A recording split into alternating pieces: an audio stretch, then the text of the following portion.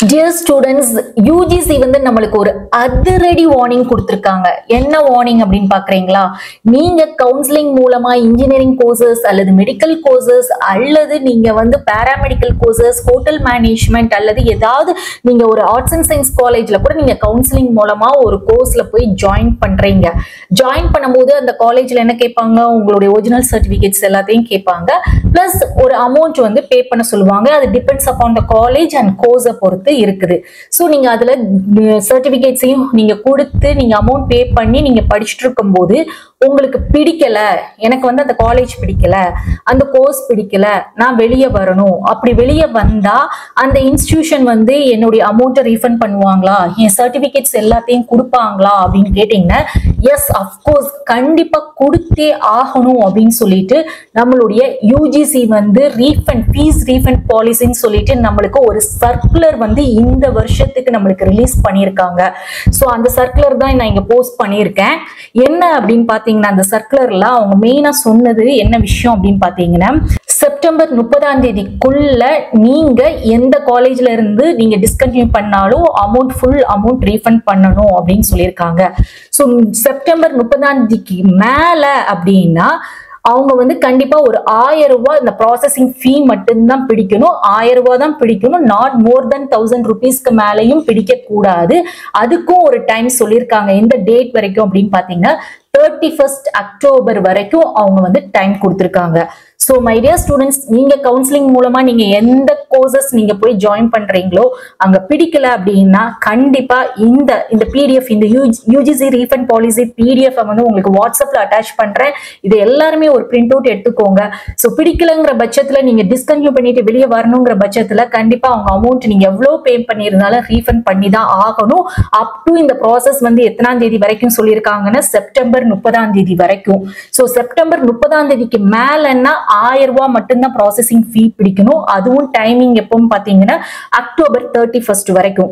So உங்களுக்கு கோர்ஸோ காலேஜோ பிடிக்கல, அதை விட்டு நீங்க வெளியே வரணும் அப்படின்னா ஒன்னு பிஃபோர் செப்டம்பர் 30க்குள்ள நீங்க எல்லாத்தையும் வாங்க பாத்துருங்க. இந்த பாலிசியை வந்து நீங்க எக்ஸ்பிளைன் பண்ணியோ பிடிஎஃப் சொல்லியோ அந்த காலேஜ்ல இருந்து கண்டிப்பா அவங்க கொடுத்துதான் ஆகணும்.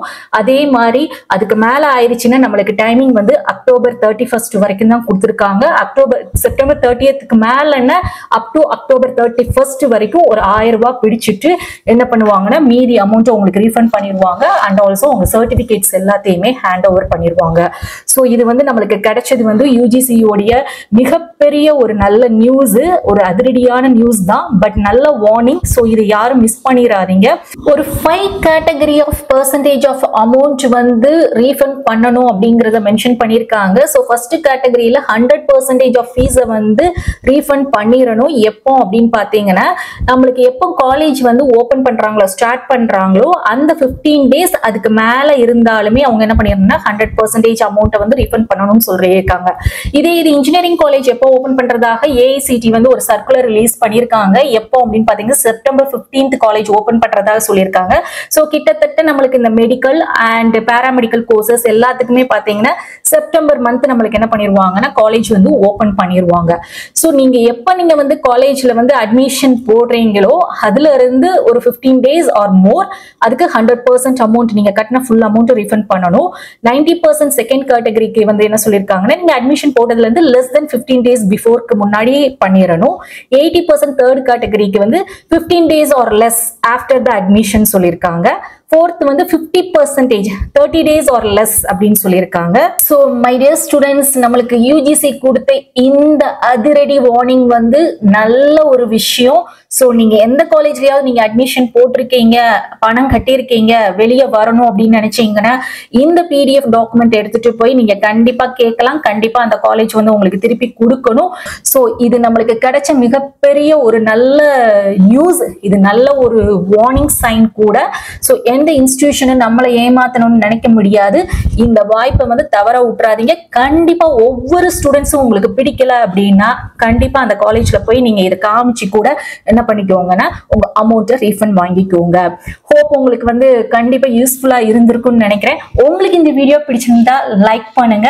அண்ட் இந்த டாக்குமெண்ட்டை டவுன்லோட் பண்ணி எடுக்க அப்டேட்ஸை தெரிஞ்சுக்கிறதுக்கு நம்மளுடைய வாட்ஸ்அப் அண்ட் டெலகிராம் சேனல்ல ஜாயின் பண்ணிக்கோங்க. தேங்க்ஸ் ஃபார் வாட்சிங்.